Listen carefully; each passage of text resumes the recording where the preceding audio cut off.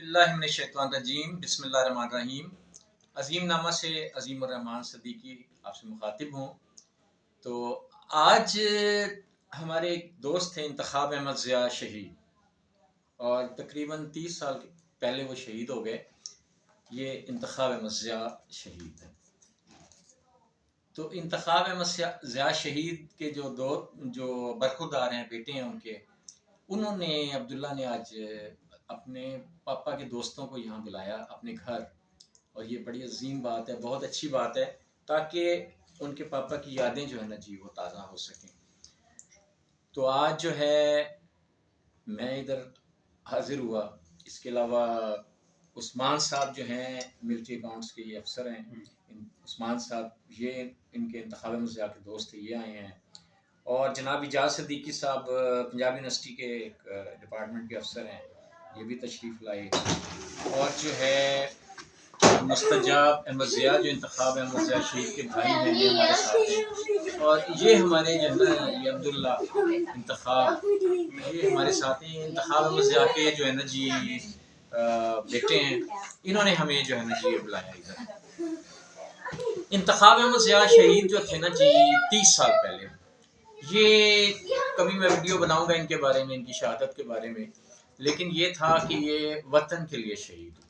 یہ ایک ایسے شہید تھے جو وطن کے لیے شہید ہوئے، اور 32 سال کی عمر میں ان کی شہادت ہوئی۔ اور انتخاب احمد ضیاء ایک بڑے جینیس انسان تھے، بہت پڑھے لکھے انسان تھے، اور جو ہے بہت خادم خلق انسان تھے۔ میں ایک چھوٹا سا واقعہ شیئر کرتا ہوں کہ ایک دفعہ انتخاب احمد ضیاء صاحب کے ساتھ میں جا رہا تھا، ہم پڑھتے تھے، تو ایک علمی نشست تھی، وہاں ہم شرکت کے لیے جا رہے تھے، جب ابھی ہم سیکنڈ ایئر میں ہوں گے۔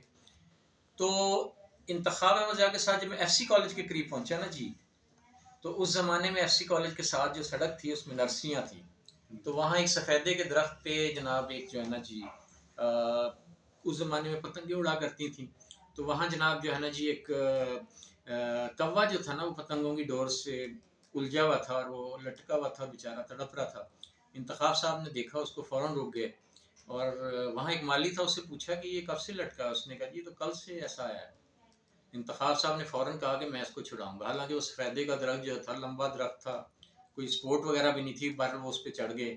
پھر انہوں نے اس مالی سے ایک جو ہے نا بانس لیا، اور بہرحال بڑی کوشش کے بعد گرتے گرتے بچے وہ کوے کو انہوں نے چھڑا لیا، اور اس کے بعد اسے پانی پلا کے اس کو اڑا دیا۔ اسی طرح کے بے شمار واقعات ہیں کہ انہوں نے خدمت خلق کے لیے جو نا بہت زیادہ انہوں نے جو نا وہ کام کیا۔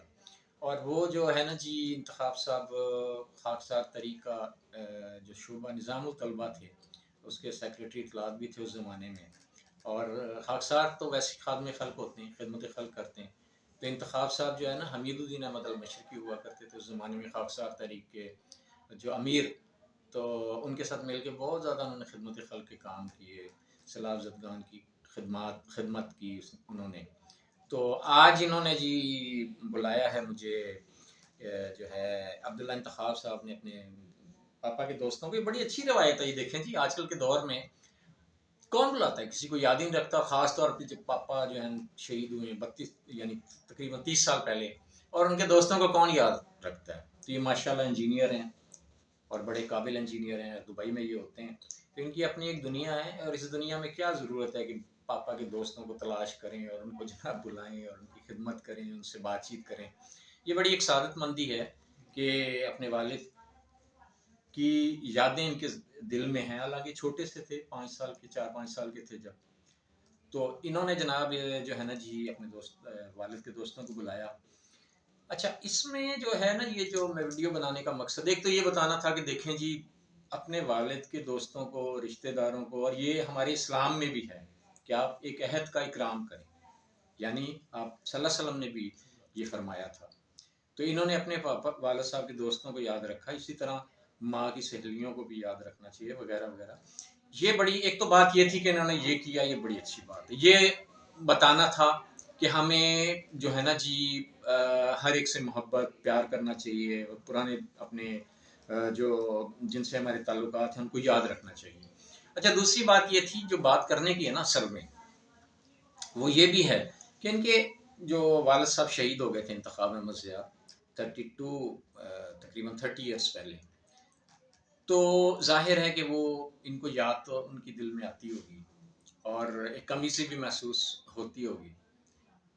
حالانکہ ان کے جو چچا ہیں یا رشتہ دار ہیں انہوں نے بڑی ان سے محبت کا سلوک کیا، ان کو پڑھایا لکھایا، ایک قابل بھی بنایا، لیکن وہ محبت اور وہ یاد تو دل میں کسک تو رہتی ہے نا انسان کے دل میں. اچھا، تو میں اس برخوردار کو یہ کہہ رہا تھا کہ آپ دل میں یہ کبھی بھی نہ لائیں، کوئی کمی اور کوتاہی محسوس نہ کریں. آپ کے والد صاحب ایک بہت اچھے کاز کی وجہ سے شہید ہوئے، بہت اچھی انہوں نے زندگی گزاری، با مقصد زندگی گزاری، با مقصد ان کی موت تھی، اور وہ گئے ہیں تو اللہ کے پاس چلے گئے، اللہ کی طرف سے آئے تھے اور اللہ پاک کی پھر چلے گئے اللہ کے پاس.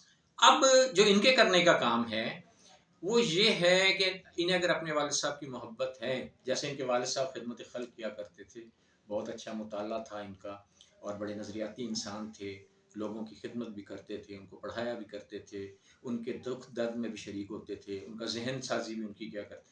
تو آپ بھی اپنے والد صاحب کو اگر خراج تحسین پیش کرنا چاہتے ہیں، ترقی کریں، ایک بات. تو دوسری یہ بات ہے کہ آپ ان کے راستے پہ چلیں، لوگوں کی جتنی خدمت کر سکتے ہیں آپ لوگوں کی خدمت کریں، لوگوں کے دکھ سکھ میں شریک ہوں. اور والد صاحب آپ کے جیسے مطالعے کے شوقین تھے، آپ بھی اچھا مطالعہ کریں تاکہ آپ لوگوں کو اچھا علم جو ہے نا ٹرانسفر کر سکیں. دوسری بات، میں انجینئر ہیں تو آپ یہ سوچیں کہ میں اپنے خاندان کے ساتھ ساتھ اپنے ملک کے لیے کیا خدمت سر انجام دے سکتا ہوں، بڑے ویژن میں جا کے اس پہ غور کریں. یعنی بات یہ ہے سارے نوجوانوں کے لیے کہ اگر آپ اس دنیا میں آئے ہیں تو اللہ نے جس مقصد کے لیے آپ کو دنیا میں بھیجا ہے اس مقصد کو پورا کر کے انسان یہاں سے جائے، کچھ کر کے جائے، لوگوں کے لیے بہتری پیدا کر کے جائے، جو بھی اس کی فیلڈ ہے اس میں اچھائیاں وہ پیدا کرے اور پریشان نہ ہو، بالکل بھی نہ گھبرائے. بس اگر مشکلیں آتی ہیں، میں تو بار بار یہ کہتا ہوں کہ مشکلیں آتی ہیں تو قرآن پاک میں کیا ہے، سورہ الم نشرہ میں بے شک مشکلات کے ساتھ آسانی ہے. اب اللہ پاک نے فرمایا، بے شک، پھر فرمایا دوبارہ بے شک مشکلوں کے ساتھ آسانی ہے. کیا ہے مشکل؟ اللہ پاک کا یہ قانون ہے کہ مشکل کے ساتھ آسانیاں بھی ہیں. آپ تلاش کریں آسانیاں اور آسانیاں پیدا کر جو ہے نا جی. میں نے جیسے پچھلی ویڈیوز میں بھی ایک بات کہی ہے کہ جو مشکلات ہیں نا جی، ناکامیاں، وہ کامیابیوں کی غذا ہے.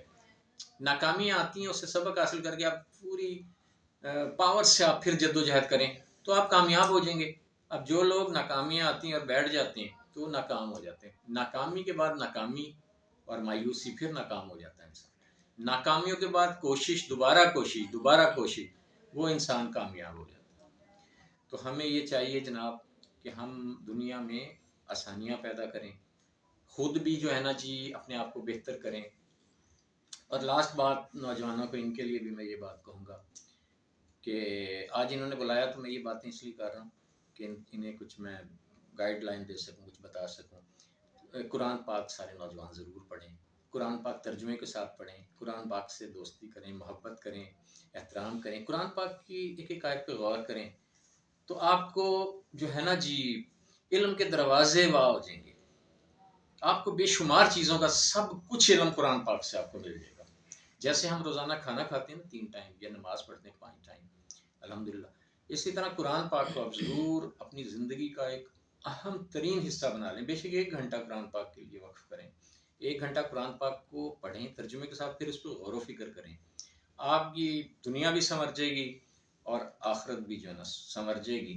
اور مسلمان ہونے کے ناطے ہم نے بہرحال اسلام کو، ہم جو ہے نا وہ دائی ہیں اور غیر مسلم مدعو ہیں، تو ہم نے قرآن پاک کو سمجھ کے پھر اس کو جو ہے نا آگے. آج کل دیکھیں نیٹ ہے، نیٹ کے ذریعے آپ پوری دنیا میں آپ تبلیغ کر سکتے ہیں، قرآن پاک کا پیغام جو ہے نا وہ پہنچا سکتے ہیں. یہ ہماری ذمہ داری ہے. تو اللہ تعالیٰ اس بچے کو خوش رکھے، اللہ اس پہ رحمتیں کرے. جی عبداللہ نے ہمیں بلایا اور ہمیں بہت خوشی ہوئی. اللہ پاک اس پہ رحمتیں، برکتیں اور کرم نازل. آمین ثم آمین. بہت شکریہ جی. واہ کیا بات ہے.